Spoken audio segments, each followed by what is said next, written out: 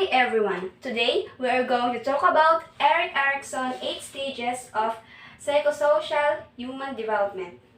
The stages are prenatal, infancy, early childhood, middle and late childhood, adolescence, early adulthood, middle adulthood, and late adulthood. Let's talk about prenatal. So, pag sinabi natin prenatal, ang isang bata ay nasa sinapupunan pa lamang ng isang ina. So, dito nade-develop yung kanyang katawan. Then, dito na rin tayo nagpapacheck up o nag-take tayo ng mga medicines para makabot dun sa baby. Then, dito din nag-undergo ng ultrasound para malaman ang kasarian ng isang bata. Period of time before birth, a woman's nutritional needs are high during this time. It includes regular medical checkups and proper nutrition and lifestyle.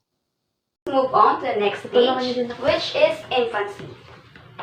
Sa stage na to, ang bata is napaka-sensitive. So, ang balat nila is sobrang lambot. Then, yung kanilang mga body parts is, hindi pa masyadong strong. Infants rapidly develop their abilities to think, feel, and move. So, dumako naman tayo sa early childhood. So, dito, ang bata, natututo na silang maglaro at saka maglakad. So, flexible na sila. So, nakakausap na sila dito. Children progress, they learn to crowd walk and eventually run, exploring the wonder of their environment. Naman tayo sa middle and late childhood. So, dito, ang bata is nakikipag-interact na sila sa mga friends nila o sa mga tao. Then, dito na rin sila, sa stage na to is nag-aaral na sila dito. Children in middle and late childhood have more realistic sense of self than do children in early childhood, and they better understand their strengths and weaknesses.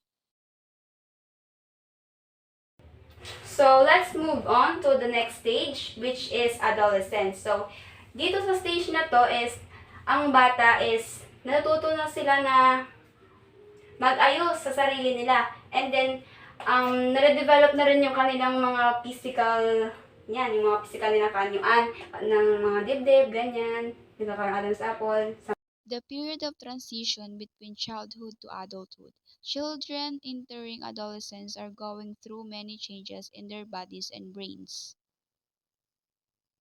Sunod naman na stage ay ang early adulthood. So, dito, ang isang bata is nagmamature na sila. So, hindi na sila masyado maano sa buhay or nagliliwaliw katulad ng adolescent. So, dito na sila nag-iisip about sa kanilang future, kung ano nga ba yung gusto nila.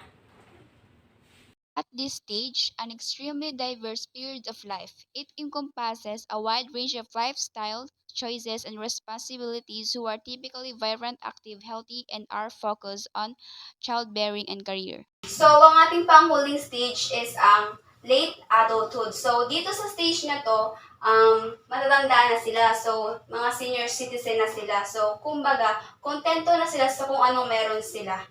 During this time, physical changes that signals that the person is aging, including hair gray, wrinkles and vision, and hearing loss and weight gain. That's all everyone for today. So, thank you all for watching this video.